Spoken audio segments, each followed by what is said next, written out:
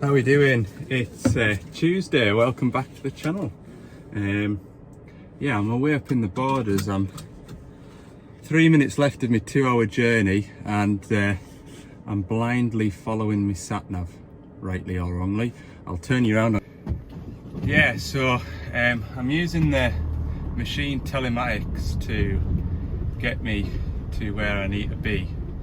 I've got the Google Maps on satellite view, and there is a track that goes up through here to where the machine's last reported location was, which was midnight last night.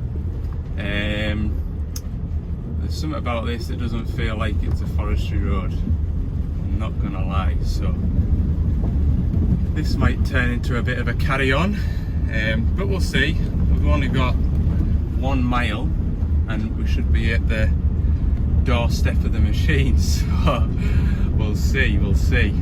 I'll catch back up with you, but if this lane turns a bit rough, I'm gonna have to turn around and find an alternative.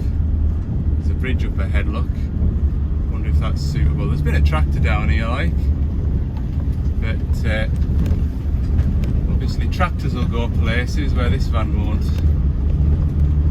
The lane looks like it's greening over up ahead.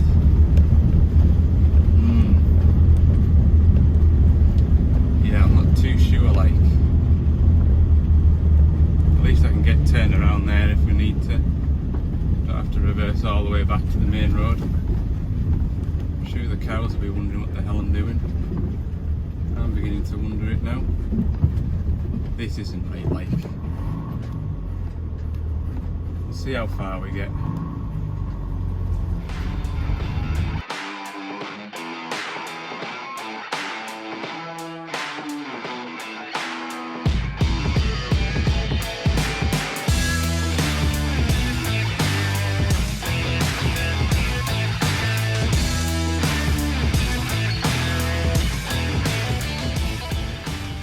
Well, there's the digger up there.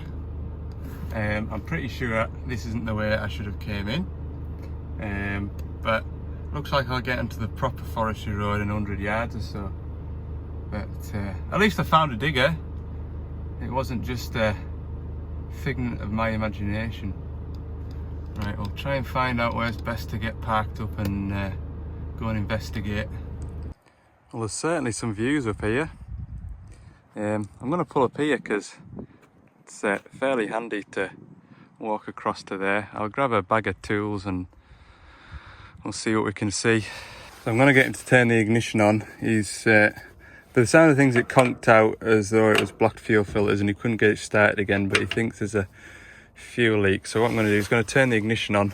Should draw fuel out of this filter through the injection pump, and then it should pour out of here. He says, oh, yeah, lots of fuel there.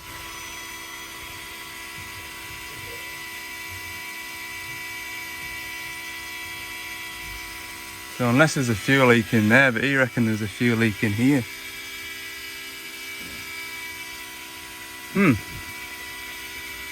Well, as you saw there, when I pulled the outlet from the fuel filter, there was lots of fuel. So I've come back up to the van. I'm going to get my laptop and check the rail pressure. It's odd, like, he said he was working fine all day with it. Not all day, all morning. Stopped for his lunch and the machine wouldn't restart. Now he has had the filters off, which would have introduced air into the system, but when I pulled that pipe off there was no sign of any air in it. So I'm going to see what the fuel rail pressure is doing. I think there's no rail pressure. I'll start blanking injectors off, but I think I've got a rail relief valve somewhere in here, but I have a feeling. Oh no, yes, I have got one. Ha! Yeah, that was lucky. I didn't think to pack one of them. I've got a rail relief valve for that engine. I'm sure I carry one for the Doosan engines as well. But yeah, that's what I'll do first. I'll go down with the laptop, see what the rail pressure's reading. If it's not building rail pressure, I'll check the leak off pipe on the end of the rail, see if the relief valve's stuck open. Hopefully it is, because after that it's going to be a case of blanking injectors off. Right, that's what I'll do. Rail pressure's good. Fuel supply looks good as well, but I'm going to go down, start with the basics now. Pull the fuel filter off and check the filter head. Strip it down if needed and clean it. It's well overdue a service, so he says he's put the primary fuel filter on yesterday. So I'll go down with the watering fuel filter and just check everything out. I mean, there's plenty of fuel there, but maybe not enough. Find out in a minute. There's my old fuel filter, and there's a fair bit of grime in among there. Now what I have noticed in the filter head should be a rubber flap there, and there isn't. And what I'll also show you is if I release these pipe clamps, it should absolutely run diesel out, and it doesn't. So I've got a restriction between here. Well, I've got a restriction between there, the filter head, and the tank. So next job is to remove these pipes, strip that filter head down, and have a bit of look inside.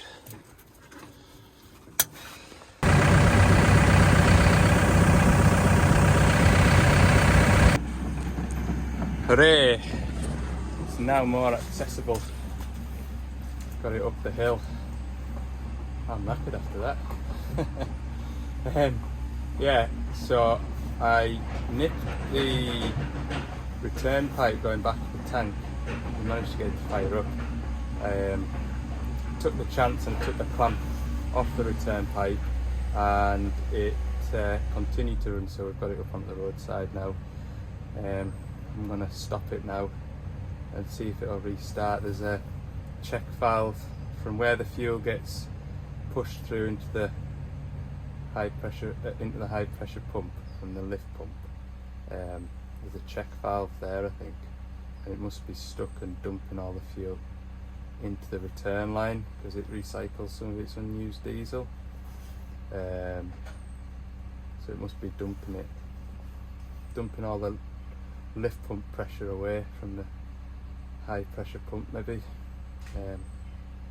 Anyway, talking to one of the lads that I work with, he's had that same issue before, and sounds like a counterweight off job to fit this bit of pipe with the check valve in, but yeah, we'll see. So we've stopped it and restarted it, and it fired straight up. Maybe whatever was sticking that valve has cleared off down the return line, hopefully, and the filter that I've just fitted will filter it out. That's what I'm hoping anyway. But the sounds of things, I don't want to be changing that valve, but it'll be what it'll be. At least the operator knows a pair of vice grips on there, and fire it over, he'll be able to recover it back to the roadside to get the check valve done. But yeah, we'll just have to see. I'm going to service it. It'll be sat for longer then. It'll be sat for about an hour or two now. Don't think I'm going to get down to my second job today. It'll be a good, I haven't checked, but I would imagine it's easily an hour and a half from where I am.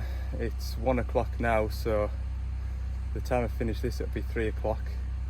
So you'll be 4:30 down there. Well, maybe 4:30, and then an hour, 5:30, an hour home, 6:30. Well, you never know, like. Tell you what, I'll set myself a cut off. If I'm not back in the van here by 3:30, then we'll knock it on the head. Scrap what I've just said. 140 mile away, 3 hours journey. I'm not going to get there today. That's definitely a job for tomorrow. So we'll leave it at that.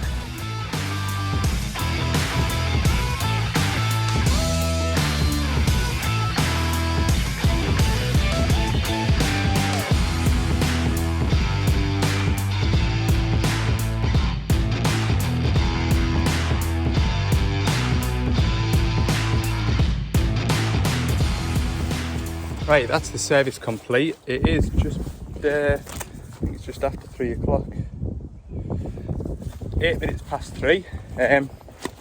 So, yeah, I've reset all the filter lights. Just need to go and check the engine oil. I just had it running for a couple of minutes there, and it did fire straight up as well.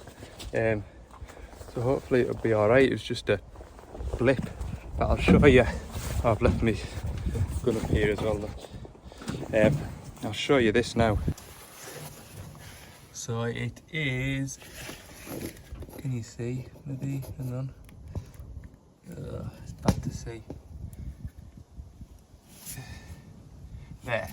See where that fuel pipe goes on? That's like a T-piece. So you've got a fuel pipe coming up here and down the other way, and it's like your return. So this one's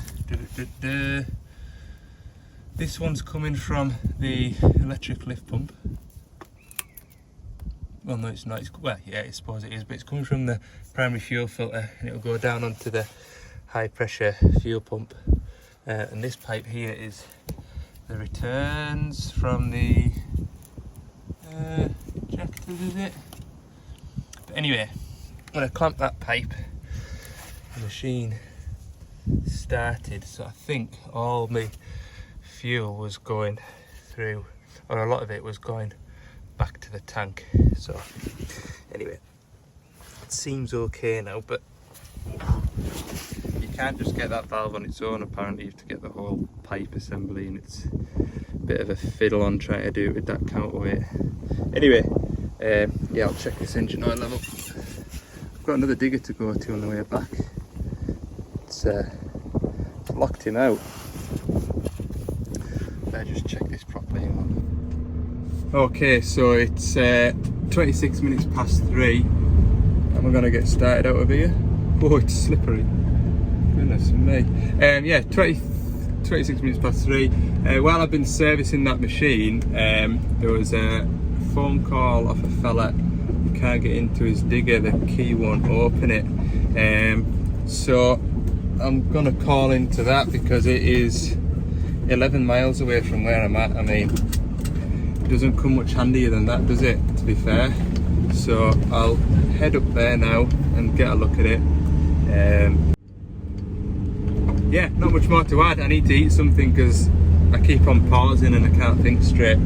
So I'm gonna have another sandwich. Catch you in a bit. So that was interesting. Obviously I'm not gonna film myself breaking into a digger. So I'll give you the update. I got into it and got the mechanism stripped apart, and there's a couple of bits that, I mean, it's well coated with this sort of grease, but I think it's actually making it all sticky. So I got a load of WD-40 in there to kind of free it up, and it looked to be working all right.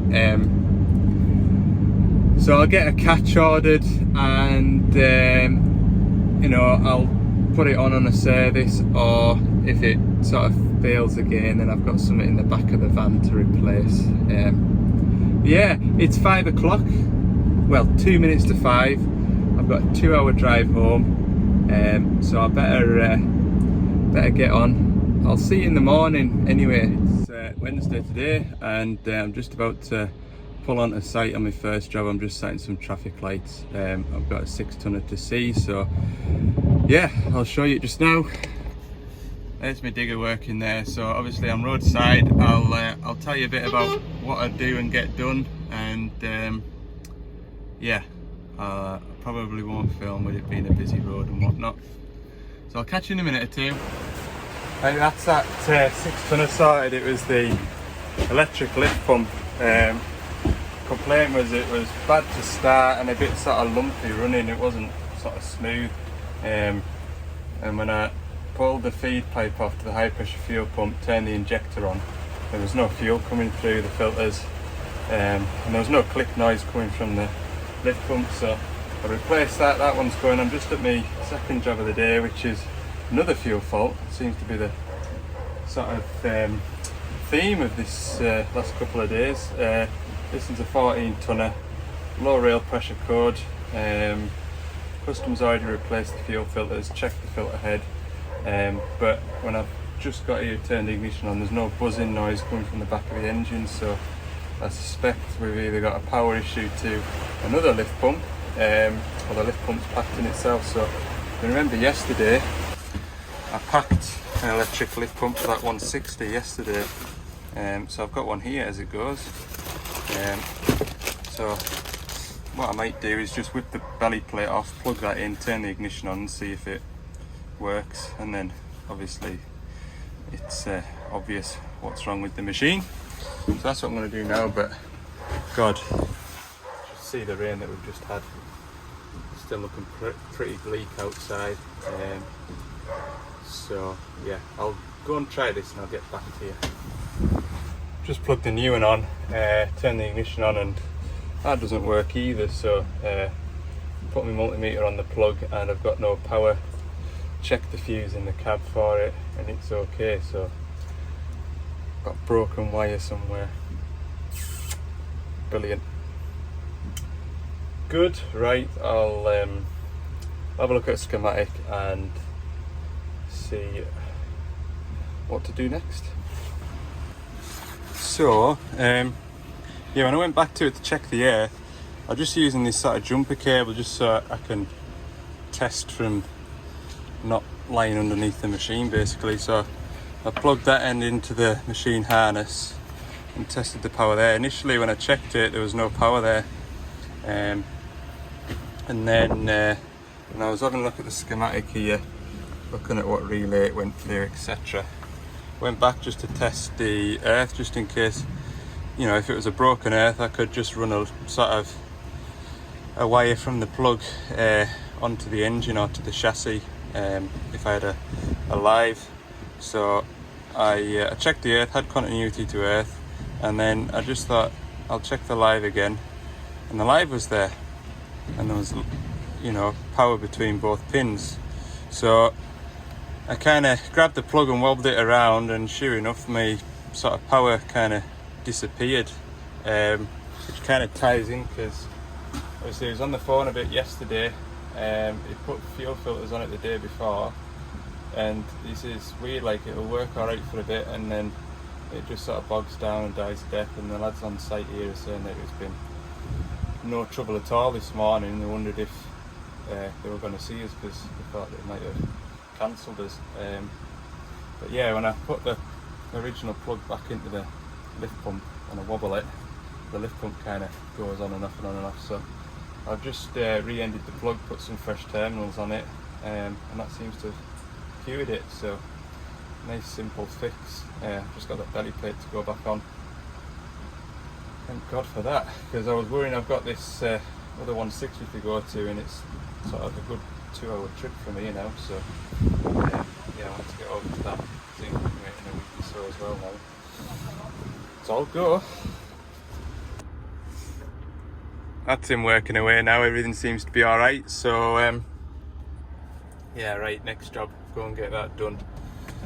The machine ain't down, but I feel sorry for the operator because every time he runs the machine beeps at him to tell him his joystick thumb wheel current below normal, and it beeps all day long. So that's why I've been kind of having to put it off, because I've had machines down, struggling to run. So unfortunately, as irritating it is for him, he's been able to kind of keep going. But anyway, it's all good. Customer's happy enough. So I'll go and get this next digger now. Time is 12 o'clock. Could do with a coffee. The weather, well, I'll tell you what, the way the wind's blowing, I'll be following this weather all the way to the next job. Never mind. Right, well, we've gone from the Lake District and we're now in County Durham, I think. Either that or Yorkshire. We're on the border somewhere. Yeah, it's been about an best part of 2 hours drive. So yeah, I've driven past the diggers. I can see them from roadside, but the drop pin for the forestry gate, I've just had a missed call from the owner. He's obviously spotted us on the road, so I'll just give him a buzz back and make sure I'm on the right track, because it looked like there was a handier gateway back there, but it looked as though it went into somebody's house. So all fun and games, Time is now 2:15, so we're doing well. I reckon I'll only be an hour, 40 minutes here. So I should be home in time for tea tonight. Happy days. Right, let's crack on. So we're at the 160 and this is the noise that the operators had to put up with. You can stop it, buzzers stop, but after a few minutes it'll start beeping away again. It's all because the machine isn't seeing this joystick thumb wheel in the neutral position, even though it's in the neutral position. You can see there it's a bit loose. And the annoying thing is, you'd work your rotate lines off this thumb wheel. However, this machine isn't equipped with rotate lines, so we don't actually need this thumb wheel. There it goes again. And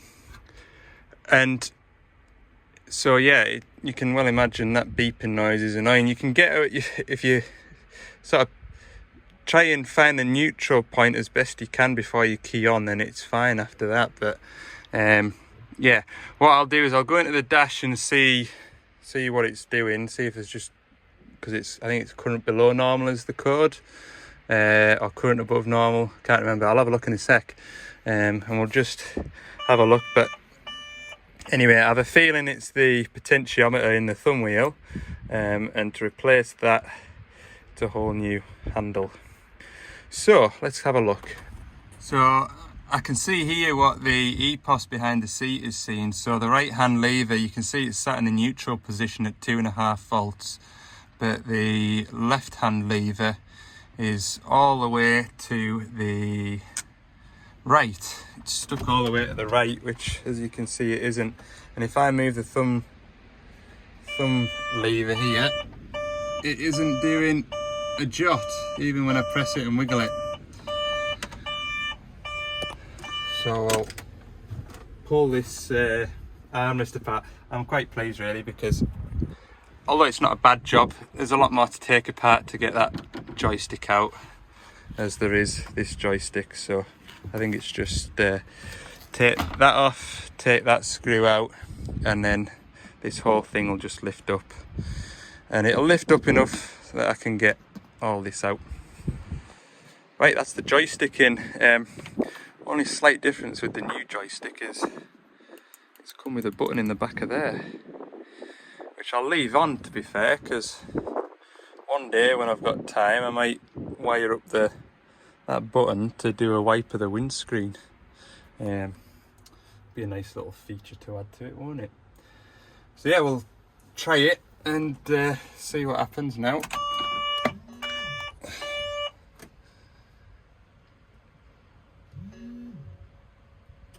Jobs are good, and look, we'll go into the service menu, check the voltages are correct. Tick tock, come on. Scroll down, you can see the left and right lever are both reading around about 2.5 volts. Jobs are good. Well, we'll rock it backwards and forwards, look. There you go. Good. Yeah, it's a shame you can't just get those thumb wheels on their own. Maybe you can, spurious parts, aftermarket job, but keeping it genuine, innit? Yeah, that's me just about done. Time are we on? 3:30, so yeah, 5 o'clock finish. Woo! Happy days. We'll leave it at that for today then. Hope you've enjoyed the video. If you have, give it a like, and yeah, for more bits and pieces throughout the week, have a look at Ali's Digger Diary on TikTok and Instagram, and yeah, see you at the end of the week.